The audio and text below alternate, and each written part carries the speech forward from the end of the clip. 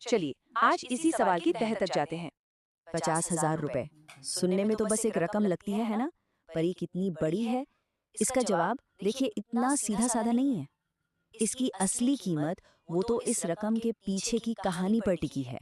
सोचिए, क्या ये किस्मत का कोई ऐसा खेल हो सकता है? कोई ऐसी रकम जो अचानक मिल जाए और एक आम से दिन को एक झटके में जश्न में बदल दे? या फिर क्या ये एक बीज की तरह है, एक ऐसा बीज जिसे बड़ी उम्मीदों से बोया गया हो, ताकि एक बेहतर कल, एक बेहतर भविष्य तैयार हो सके? और एक और पहलू भी है। कहीं ये एक ऐसा भारी बोझ तो नहीं जो एक परिवार के सबसे मजबूत रिश्तों को भी आजमा ले, उनकी परीक्षा ले ले। तो चलिए इस बात को और गहराई से समझते हैं। हम दो बिल्कुल अलग अलग कहानियों को देखेंगे, जहां 50,000 रुपए की रकम ने एक बहुत अहम, बहुत ही महत्वपूर्ण भूमिका निभाई। और देखिए यही कहानियां हमें दिखाती हैं कि कैसे एक ही रकम किसी एक के लिए तो मंजिल बन जाती है और किसी दूसरे के लिए बस एक शुरुआत। पहले बात करते हैं राकेश कुमार की। उनके लिए 50,000 रुपए किस्मत का एक तोहफा थे। बस एक मामूली सा लॉटरी टिकट और उनके परिवार को जश्न मनाने का एक अनमोल मौका मिल गया। कमाल है ना? अब इसके बिल्कुल उलट कहानी है विशाल सिंह की। उनके लिए यही 50,000 रुपए की रकम एक सोची समझी प्लानिंग थी, एक रणनीतिक निवेश, एक सफल और हाँ पर्यावरण अनुकूल बिजनेस बनाने की लंबी सी राह पर ये उनका पहला कदम था। लेकिन बात यही खत्म नहीं होती। पैसे की असली ताकत सिर्फ इसमें नहीं है कि वो क्या खरीद सकता है, नहीं, बल्कि इस बात में है कि वो हमारे अंदर की इंसानियत के बारे में क्या बताता है, हमारी असलियत क्या है। अब एक ऐसी दिल दहला देने वाली कहानी पर नजर डालते हैं, जहां पैसा क्रूरता की वजह बन जाता है। ये कहानी दिखाती है कि कैसे इंसान के अंदर की हमदर्दी, वो सहानुभूति खत्म हो सकती है।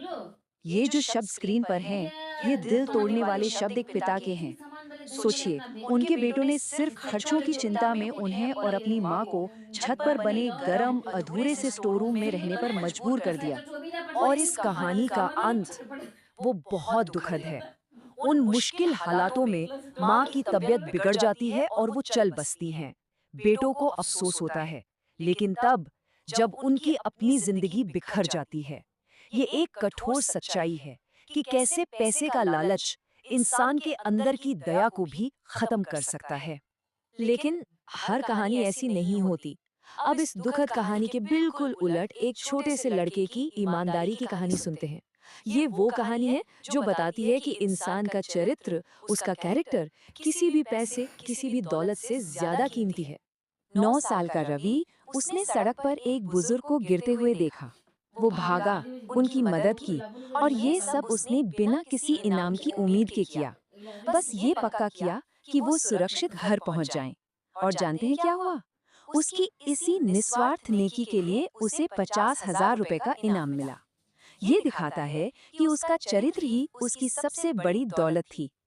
तो हमने किस्मत की कहानी देखी, महत्वाकांक्षा की कहानी देखी, क्रूरता भी देखी और दया भी। तो ये जो इतनी अलग अलग कहानियां हैं, ये हमें सिखाती क्या है?